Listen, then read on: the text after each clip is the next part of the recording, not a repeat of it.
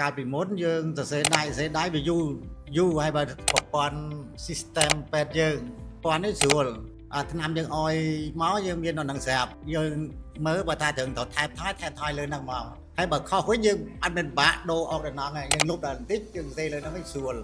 លឿនជាងមុនបាទកុំស្រួលលឿនជាងមុននេះជាផ្នែក OPD ដែលពីមុនធ្លាប់តែប្រើក្រដាសសម្រាប់កុងស៊ុលពិបាកនៅក្នុងការគ្រប់គ្រងទៅលើអ្នកជំងឺប៉ុន្តែឥឡូវនេះនៅខាងមន្ទីរពេទ្យបង្អែកអង្គរការបានផ្លាស់ប្ដូរមកប្រើប្រាស់ប្រព័ន្ធ Digital ពេទ្យយើងនៅខាងផ្នែក OPD តោះទៅដឹងពីចំណាប់អារម្មណ៍របស់លោកគ្រូពេទ្យដែលគាត់កាន់ផ្នែក OPD ផ្ទាល់នៅក្នុងការគ្រប់គ្រងប្រវត្តិអ្នកជំងឺតោះទៅទស្សនាទាំងអស់គ្នាជំរាបសួរលោកគ្រូ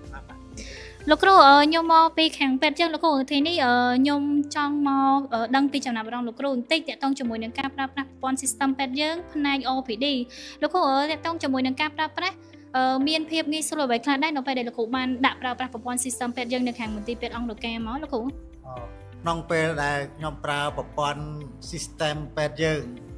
ទីមួយមានភាពងាយស្រួលវាមានព័ត៌មានស្រាប់នៅកុំព្យូទ័រហើយអសវាកាលយើងកុងស៊ុលយើងសេដៃកុងស៊ុលសេដៃវាអសវាអត់ស្អាតមើលទៅវាអត់ស្អាតទេហើយនេះហើយទី2ព័ត៌មានជាក់លាក់នៅក្នុងហ្នឹងមានពីមុនមកប្រវត្តិអ្នកជំងឺមិនឈឺអីមាននៅក្នុងស្រាប់យើងស្រួលឆែកមើលហើយការឲ្យតាមពីមុនមកក៏ស្រួលឆែកមើលយើងក៏សេដៃដែរបាទអរគុណបាទ